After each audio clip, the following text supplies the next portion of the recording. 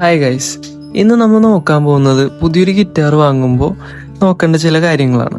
നല്ലൊരു ഗിറ്റാർ നമ്മുടെ കയ്യിലുണ്ടെങ്കിൽ അത് പഠിക്കുന്ന ആൾക്ക് മടുപ്പൊന്നും തോന്നാണ്ട് അവനത് ഇൻട്രസ്റ്റിംഗ് ആയിട്ട് പഠിക്കാൻ പറ്റും. അപ്പോൾ ഗിറ്റാർ വാങ്ങുമ്പോൾ ഇതൊക്കെ നോക്കി വാങ്ങുന്നത് വളരെ ഇമ്പോർട്ടൻ്റ് ആണ്. ആദ്യത്തെ കാര്യം എന്താണെന്ന് വെച്ച് കഴിഞ്ഞാൽ സ്ട്രിങ്സിൻ്റെ ആക്ഷനാണ്. അതായത് ഈ സ്ട്രിങ്സും ഫ്രെഡ് ബോർഡും തമ്മിലുള്ള ഡിസ്റ്റൻസ് കുറവുള്ള ഗിറ്റാർ വേണം നമ്മൾ വാങ്ങാനായിട്ട്. പിന്നെ ട്രെസ് റോഡിൻ്റെ ഓപ്ഷനുള്ള ഗിറ്റാർ വേണം നമ്മൾ വാങ്ങാനായിട്ട്. അതാവുമ്പോൾ നമുക്ക് സ്ട്രിങ്സിൻ്റെ ആക്ഷൻ നമുക്ക് ആവശ്യാനുസരണം അഡ്ജസ്റ്റ് ചെയ്യാൻ പറ്റും. അടുത്ത കാര്യം എന്താണെന്ന് വെച്ച് കഴിഞ്ഞാൽ കംഫർട്ടാണ്. പല സൈസിലും ഷേപ്പിലുള്ള ഗിറ്റാർസ് തന്നെ ഉണ്ട്. അതിൽ നമ്മുടെ ബോഡിക്ക് കറക്റ്റ് ആയിട്ടുള്ള ഗിറ്റാർ വേണം നമ്മൾ സെലക്ട് ചെയ്യാനായിട്ട്.